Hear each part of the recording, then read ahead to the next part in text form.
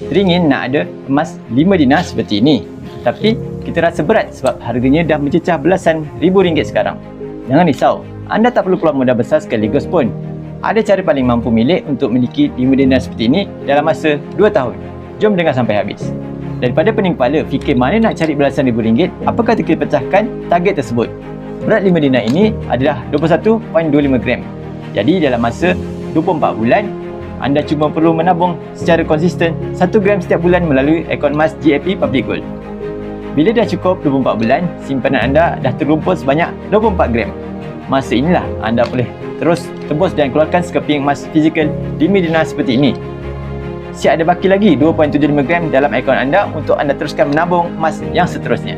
Nampak kan? Bila kita buat sikit-sikit, apa yang kita rasa berat di masa sebelum ini akhirnya jadi kenyataan juga. Tetapi yang penting, konsisten. Ini cara paling selamat untuk selamatkan duit gaji kita daripada habis begitu saja.